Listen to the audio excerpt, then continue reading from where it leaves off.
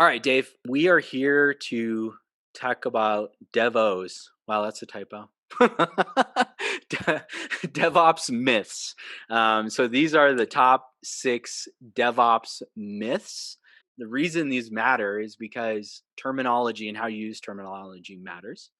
And you want to be discreet and as clear as possible when you use it. And there are a lot of myths about DevOps. So I'm going to let you start with myth number 1. Sure. By the way, when we were putting this together, um, my original first list was like 45 different myths inside of here, and cutting it down to something manageable was an interesting challenge here. But myth number one is the combination. So when people think about this, they immediately think that DevOps is simply the merge of the role of the dev and the role of the operations staff. And that's not the case. Actually goes far beyond just saying, oh, you do this, now we all do these things here. And if you simply look at this from DevOps being those two pieces, there are things that you miss inside of here. For instance, testing. Testing is something that is prevalent in a DevOps culture and a DevOps practice, but it's not really the role of either side of those two pieces, but it's responsibility across the entire board. Similarly with security. And in fact, back on testing, that you'll hear a new phrase quite often called shift left, where you move the testing aspects of this far upstream as you possibly can so that you can make sure that the testing is working, to make sure that everything is working before you get too far down the stream here. Security, similarly. It used to be that security was the concept of the ops guys. Well, it's now become so obviously important that we now have DevSecOps, which is something that Chris is far more into than I am. Um, so I'd let him talk more about those things. And then finally, it really comes down to the response. It's no longer a response that is either a dev or an ops. It's actually a response, again, crosses all those boundaries here. So dev building the code and ops running the code have merged together, but at the same point in time, their basket of tricks and their needs for deliverables has expanded rather drastically inside of here. There's a blurring between these lines. It's just as obvious that an ops guy could be writing automated testing structures, coding, if you will, as it is for a dev guy to be actually staging and pushing the button that says, go run this new service in production. So, comments off to you, Yeah. Chris? Yeah, I don't have a lot to add onto this one. I'll say that one of the sources of confusion here is that DevOps engineer is a role. It's a role companies hire for. But DevOps engineer, the function is not DevOps. And that can get really, really confusing. And I understand where some of that confusion comes from. And so sometimes I'll talk about it as DevOps the function versus DevOps the practice. And you have to be very clear what you're talking about, because as you said, to limit it to that role specifically, it doesn't do justice to what people are actually talking about when they're implementing a DevOps practice and methodology. Yep. So I guess that gets to the next one because this is deeply tactical, and I'll start here where DevOps is a tool or is all about the tools. I think some people want to believe that you have a DevOps tool, and more often than not, they equate the DevOps tool to a CI/CD tool like Jenkins, Circle, Spinnaker, etc. When these are essentially workflow tools. So the tools are key to automation, but like everything else, and Dave mentioned DevSecOps. This is true as well. There isn't a DevSecOps tool. There isn't an SRE tool. If we only treat DevOps as a tool, then it's destined to be waterfall in the next few years. Because if it's only a tool, you architect yourself into a corner and the tool dictates everything. So you're limited by the tool's functionality, which is not DevOps. This is actually the exact opposite of DevOps. You shouldn't be limited by your tools. So the tool shouldn't frame your environment. The environment should frame the tool. So Dave? Yeah. The only place I want to hear waterfall in this is when you're talking about distributed tracing. You can have a waterfall trace plot, but that's kind of it. This also brings in some of the things here. Even when you're down to doing this, you need to understand your expectations. You need to understand what you're trying to measure. Actually, you need to understand what you're trying to deliver in the first place. So it's quite common, particularly in companies who've suddenly decided they have to change, that they'll go buy a bunch of tools and say, hey, we're doing DevOps. No, they're doing a bunch of new tools that none of their engineers or operations team want to have the least thing to do with. So keep in mind, it's not just the tools. Yeah. And so that's a really good point because it's the new and shiny is fun right at the beginning until you realize the challenges you've created for yourself because you weren't strategic and deliberate. Happens everywhere. This happens when you're adapting new mail technology, file storage, etc. And just like it's not the tools, it's not just automation either, right? Yep. It's just because you automated something, you're not DevOps. Yeah, and in fact, you hear a lot about automating testing functionality, but again, automation can go beyond that. But DevOps is not sitting around writing a bunch of automation tests. Again, things have to be flexible. Things have to change. Things have to be able to respond to on the spot. If all you're writing is automation, then you're going to get caught in that circular loop. You're going to write automation to write automation sooner or later, and you're going to find that you're probably really good at saying all my processes are running. Why is nothing working? Yeah. So we're myth three in, and I'm going to play devil's advocate here and say that what could come from an audience and be like, okay, like you're giving me a lot of fluff. It's like where are the tactics here? And I guess my response to that is that you can quantify this. It's very clear when you have an organization who is high performing and delivering software at a higher velocity and a higher quality. And what I would challenge somebody who says that, and this is true for any terminology, is how do you decide a term is relevant or not? If you go to somebody and say, do you want to deliver software faster at a higher quality? The answer is probably going to be yes. And then if you try to explore with them, what does that mean? Like, what are the components of that? Like, well, we need to collaborate better. We need to, um, focus on our strategy and our communication. We need to know how we're going to onboard new tools and know how to automate and all of this stuff. And at the end of the day, you're going to come up with a definition of DevOps. So it may feel kind of fluffy, but the reality is if you work back from the application, it becomes very clear. And it's been clear during the pandemic which companies had DevOps environments and which did not.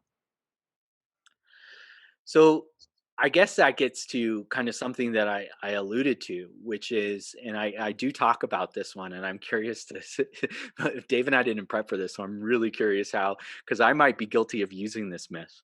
That DevOps increases errors, DevOps increases bugs. And, the thought process there is, well, now you're going faster, you're breaking more, and you're producing worst applications just because you're going faster because slower releases, project based, waterfall, monolithic applications were easier to test and easier to make sure that everything was buttoned up and perfect before you deploy it. That's not true, right, Dave? No, and in fact, if you look at, and we tend to talk about this a little bit, but if you look at something like the Adobe Suite, for instance, which originally was this huge monolith of products, and it came out every 18 months in that cycle. And you know what? It probably had just as many problems and bugs as what was happening and once they went to a cloud-based environment where they release services all the time. The difference is now that those bugs aren't just the edge cases. We are seeing more bugs, but because of the nature of how DevOps has made this more agile and able to respond, we actually fix the bugs faster. The errors have always been there. Right. We just see them now. And so we do have this increase in this. Accompanying this, and Chris and I have talked about this a little bit as well, is the open source mantra, which sort of kind of goes hand in hand here. And for years, the open source mantra was fail fast, fail often, move forward. And if you think about that, that's the same thing that we're happening here. Try something. If it breaks, Fix it.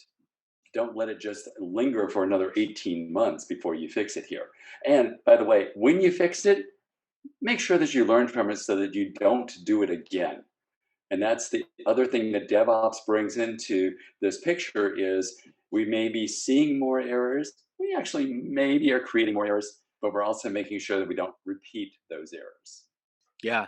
And I think what you've highlighted is that you've increased your visibility and understanding of errors as well. So it may appear like there's more, but it appears that way because you know more. Yeah, The we other talk. thing that I want to add here, having been a SharePoint developer, is a typical SharePoint project would take 6 to 12 months.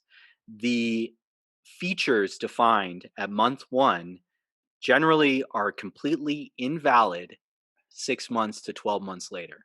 So that once you get to user acceptance testing, everything there's components that are wrong on it's dead on arrival.